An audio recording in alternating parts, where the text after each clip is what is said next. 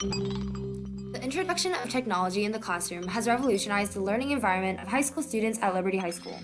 Whether it's for homework, projects, or research, technology has become a critical element of learning that cannot go unnoticed.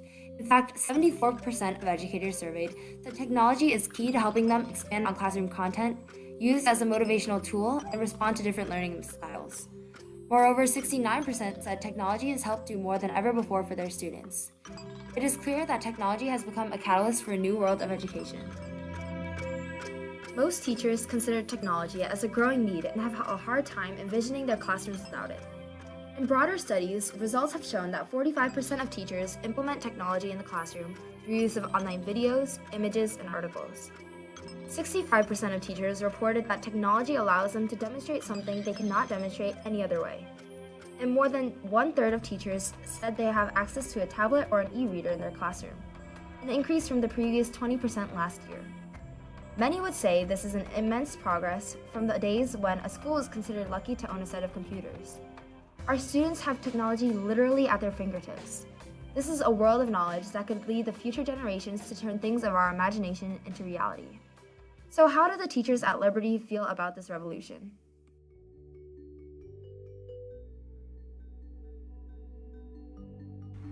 One of the big positive effects I think that technology has is it does increase our communication. So it's a lot easier for me to disseminate information, for students to communicate with me if they have questions. I've had the opportunity, like if a student asks me a question, they're totally stuck at home, I can record a quick video to send it back to them. I've done that before. It just makes things easier to communicate.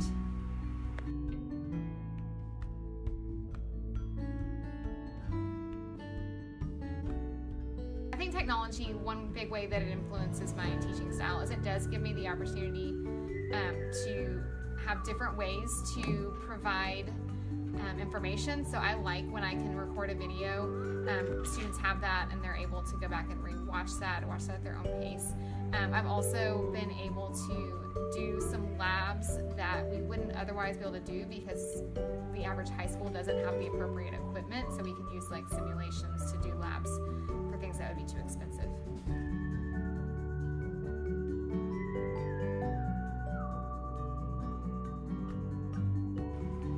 I think technology ultimately is beneficial, but I think that we have to be very careful how we use it, especially when we talk about young developing minds. There's a lot of research that shows the amount of suicidal ideation and thoughts that can be very much correlated with the amount of time that students spend using technology. So I think that we need to be extremely careful about how we use technology.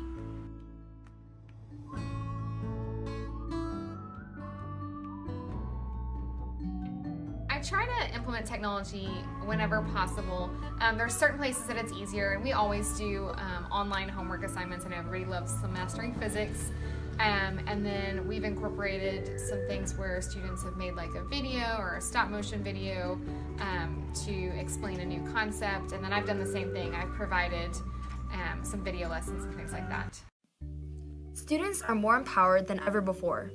They have the opportunity to take online courses not offered at their schools, get a variety of credits needed to graduate or add to their college applications, access resources to conduct more insightful research, stay updated when missing class, and find new methods of learning that will suit their needs. There's no doubt that technology has its benefits, but what happens when it takes over our lives?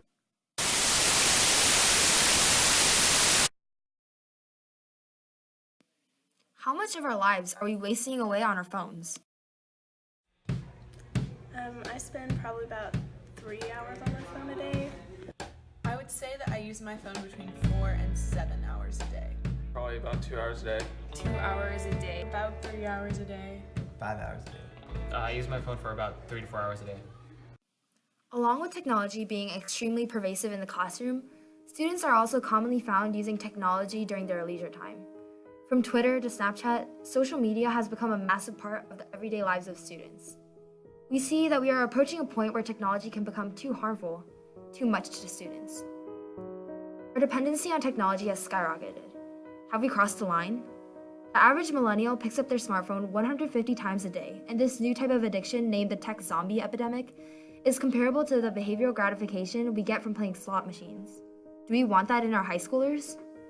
Unfortunately, it's more than just overuse. Studies by mental health institutions have discovered a correlation with technology overuse and a long list of mental disorders, including addiction, sleep problems, laziness, apprehension, and anxiety. At Liberty High School, students admitted to being significantly less productive due to cell phone overuse, most of them using their phones for 3 to 5 hours per day. This overuse translated to affect their mental health as well, with 61% believing that social media usage has negatively affected their mental well-being. Here's what our own Liberty High School counselor, Ms. Stokes, had to say about students' addiction to technology.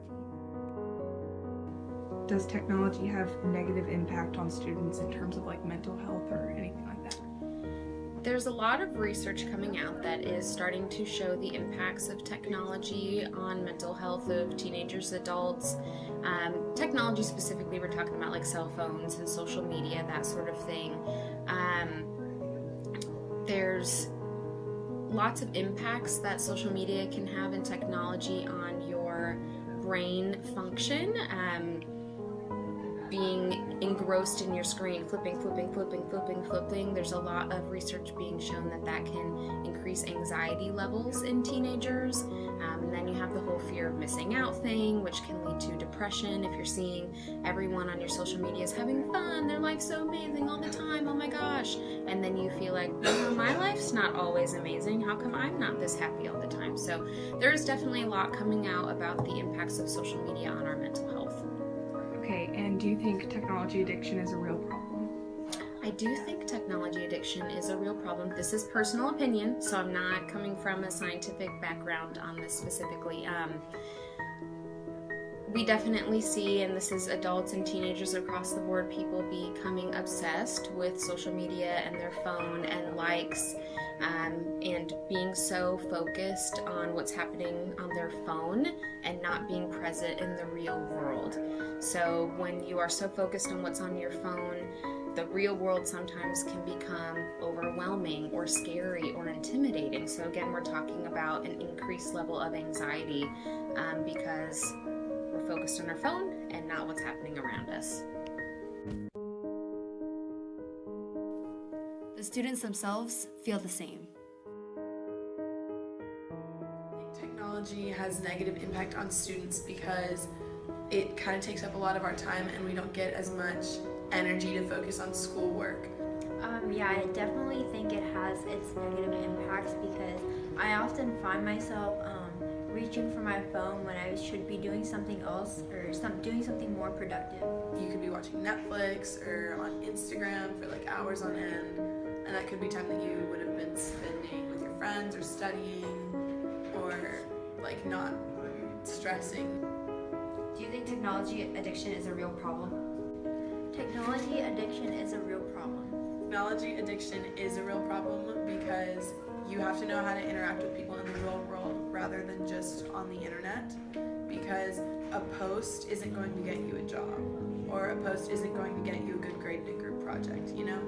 Just because you can text people or interact on Instagram doesn't mean that you're gathering real world like characteristics that you're going to need. As for self-perception, I think social media especially impacts a lot of people because they see all these people that are really pretty and they have great bodies and they're having so much fun, and I often find myself comparing my lives to theirs. My level of technology addiction has interfered with my sleep schedule, which in turn makes me much more tired and less able to focus with a lot less energy. So if I finish my homework at 8, I'll probably watch 3 or 4 hours of Netflix in combination with being on my phone, which is literally just doing nothing for 4 hours. These observations in our school have been backed by professional studies. For example, one study out of the University of Pittsburgh found a correlation between time spent scrolling through social media apps and negative body image feedback. Those who had spent more time on social media had 2.2 times the risk of reporting eating and body image concerns compared to their peers who spent less time on social media. Those who spent the most time on social media had 2.6 times the risk. Another small study of teens ages 13 through 18 from the UCLA Brain Mapping Center found that receiving a high number of likes on photos showed increased activity in the reward center of the brain. Further, teens are influenced to like photos regardless of content based on a high number of likes. Bottom line, it feels good to be liked, and herd mentality is big on social media. Maybe watching this documentary has stirred up some sympathetic emotions. It's time to reconsider our dependency on technology and learn where to draw the line. Internet addiction is a real mental disorder, and it is inhibiting the abilities of high school students.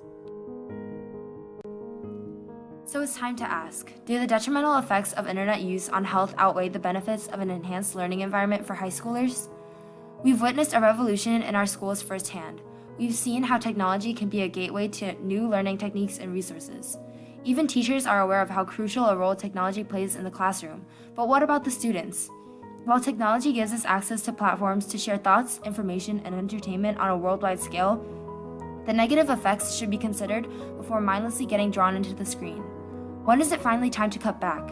Is it when you are put in an eating disorder recovery clinic after trying to look like the models online?